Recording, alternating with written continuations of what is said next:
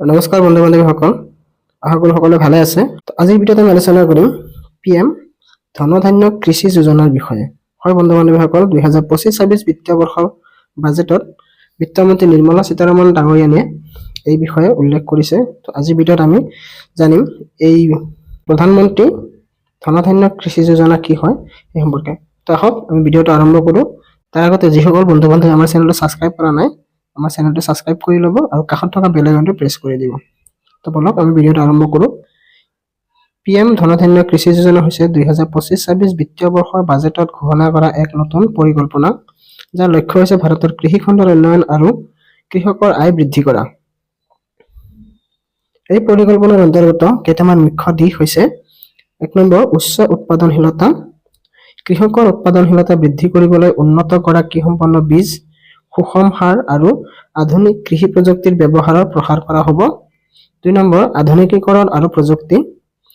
Drone, সেন্সৰ আৰু অন্যান্য আধুনিক প্ৰযুক্তি ব্যৱহাৰৰ জৰিয়তে কৃষি খণ্ড উন্নত কৰাৰ বাবে ভাৰসাম্য ভিত্তিক সহায় আগবঢ়োৱা হ'ব।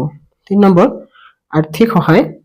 কৃষকক কম সুতৰ হাৰত কৃষি ঋণৰ সুবিধা প্ৰদান কৰা হ'ব, লগতে বীমা সুবিধা আৰু অনুদানৰ পৰিমাণো বৃদ্ধি কৰা হ'ব। 4 নম্বৰ, বিপণন আৰু বিতৰণ ব্যৱস্থা। কৃষি উৎপাদিত সামগ্ৰীৰ নিৰ্ভৰযোগ্য বজাৰ সৃষ্টিৰ বাবে এগ্ৰি মাৰ্কেটিং প্লেটফৰ্ম আৰু ই-নাম ব্যৱস্থাক শক্তিশালী কৰা হ'ব। 5 নম্বৰ, পৰিৱেশ বান্ধৱ পদ্ধতি। পৰিৱেশ সুৰক্ষিত ৰাখি জৈৱিক কৃষি আৰু পৰিৱেশ বান্ধৱ উৎপাদন পদ্ধতি ব্যৱহাৰৰ ওপৰত গুৰুত্ব আৰোপ কৰা হ'ব।